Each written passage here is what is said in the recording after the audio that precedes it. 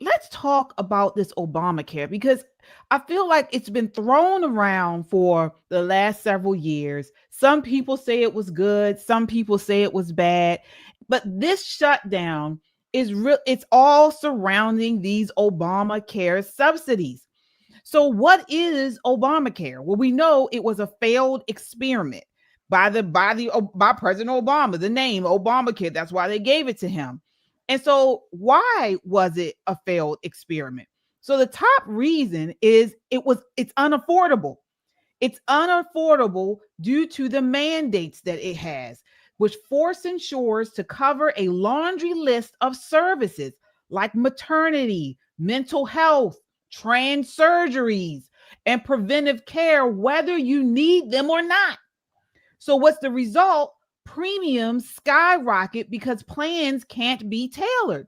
So, for example, a childless couple pays for pediatric and maternity coverage. And it's a waste, but it's a one size fits all trap that inflates costs and delays care, like free preventative mandates that actually backlog doctors and hike prices. Okay, so folks, this is why we want to talk about this, because the Democrats are lying. They're pushing this idea that the Republicans are so bad because they're not subsidizing this Obamacare, but it's a failing health plan.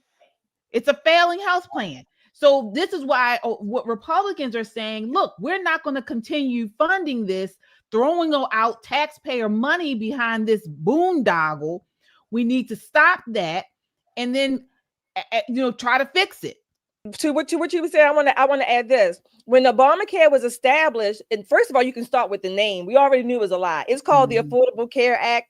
9 times out of 10, any bill or things that come out of DC, whatever the name says it, you can almost bet it's going to be the opposite of what that. So that's number one. Number two, I'm just going to break down the population into quintiles. So the bottom 20%, they were largely people, let's say, already receiving Medicaid, right? So when Obamacare came saying that, okay, they have to have insurance, well, they weren't paying for their own anyway. So the rates went up, right? They had to pick from other plans or however the Medicaid and Medicare plans are. But the Medicaid, so then the insurance people got the subsidies because they cost even more, and they're still not insurable, if you will. So we're still wasting money, and we still don't have market solutions, which there are some, but we have a weak Congress, weak legislatures who don't want to touch it. And I suspect that many of them don't want to touch it. I just suspect this. I mean, there is some history behind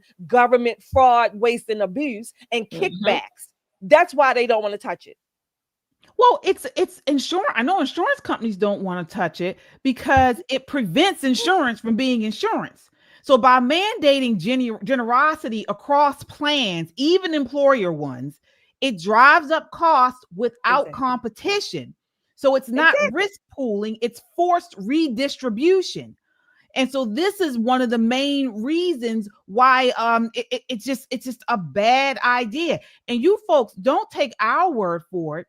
The Washington Post and Wall Street Journal have come out and called it a mess as well.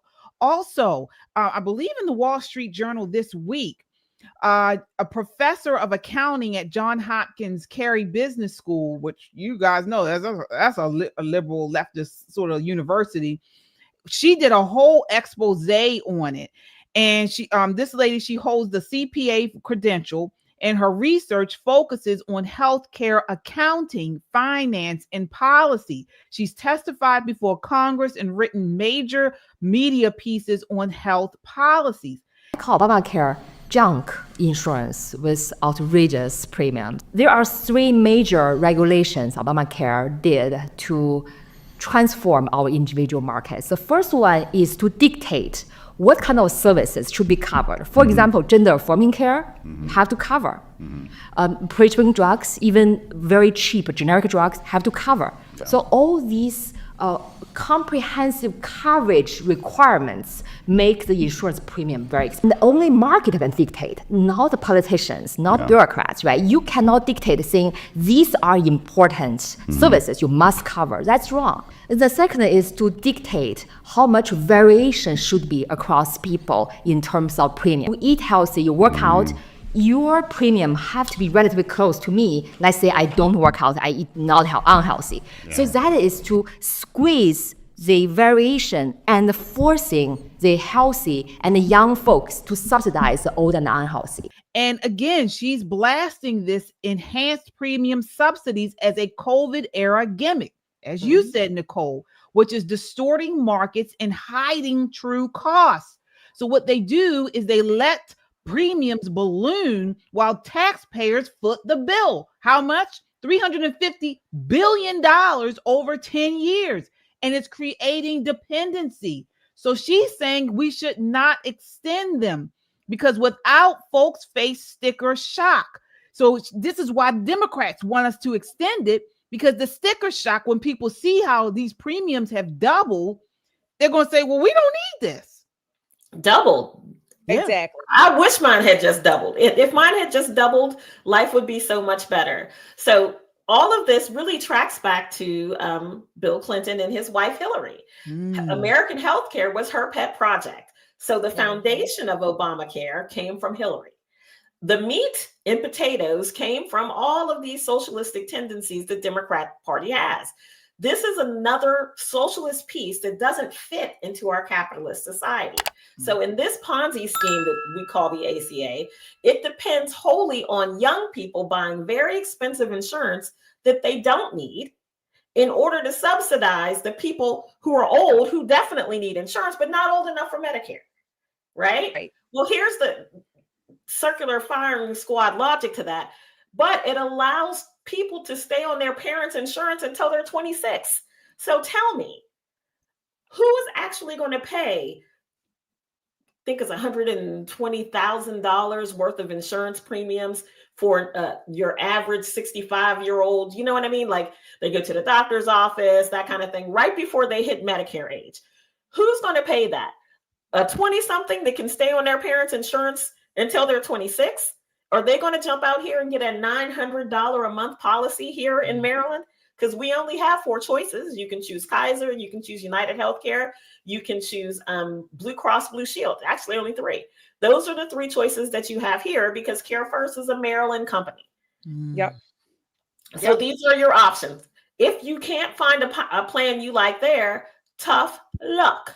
These are the plans that you can buy, and these are the plans that you can have. This is wrong. That goes against everything that we know as far as capitalism. We should have open markets. If I'm here in Maryland and I want to buy a policy from Washington State, I should be able to buy that policy because my legal tender here is legal tender there. They cover what I want to cover, not everything I need. I should be able to cherry pick what I'd like to have. And you give me a fair and honest price. It gives you some margin of profit and me some margin of coverage. But that's not what Obamacare did. Obamacare said everybody has to participate in order for this to work. Americans, at any point, I ask my people, at any point, has the American government done anything, any huge program that actually works? No. No. From MVA to the VA. It doesn't work. It's not our strong. Exactly. Let's stick to what we know best. Open the market. Let people buy what they need to buy for their families. Of course, we will always take care of the old, the infirmed, and the very young who are born into indigency. Absolutely going to take care of them. But for the people who make $80,000, who got ACA coverage during COVID, baby, it's time to go back and pay for your own insurance. And yes, it's going to be high. So this is what I need you to do. Pick up the phone and call Hakeem Jeffries. Call Hakeem and tell him you can't afford your health care. You expect his very wealthy butt to send you a check so you can have some health care. Make your legislators do what they're supposed to do. Don't let them kick this can again. Shelley's right, because all they're going to do is pass another CR and another CR and another CR. And we're going to be talking about this in 2028. We can't let them do that. We got to hold their feet to the fire. Yeah. Right. KJ, in the comments, someone asked, will the problem is, will hospitals be required to take the insurance? Absolutely, because in free market, hospitals want cash just like everybody else. And if the insurance companies, they have a whole lot of subsidies, they have no need to compete or open up the market because they're getting their subsidies up front. So that's their profit right there. United, like you mentioned, those three major insurers on this side of the world. But the thing is that hospitals will, along with that free market competition idea, is that hospitals will be forced, if you will, to show what their prices really are.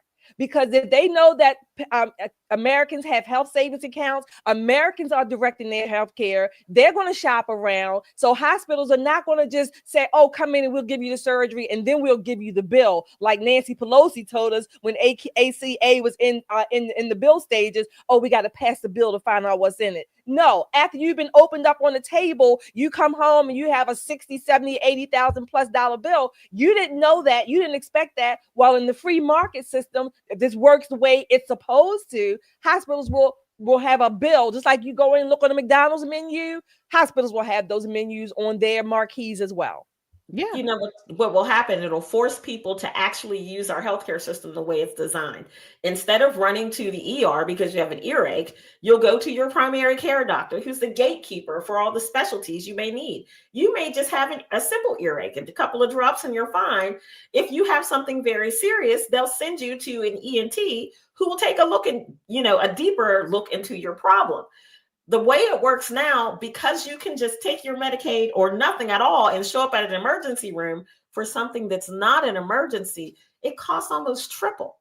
And guess who's paying for it? Raise your hand if you're a taxpayer. Because EMTALA requires us to take care of you. We're required to stabilize anybody who comes through those doors, regardless of immigration status, regardless if you have insurance or not, or your ability to pay. Federal law requires us to take care of you.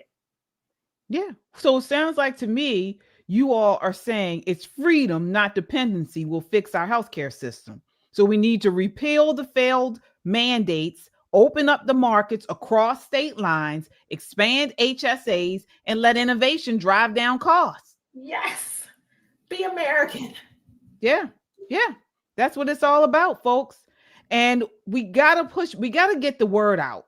Folks, we need you to share this broadcast, share it on your social media, send it in a text message, because the Democrats are outright lying. They are weaponizing healthcare is what they're doing. They are weaponizing this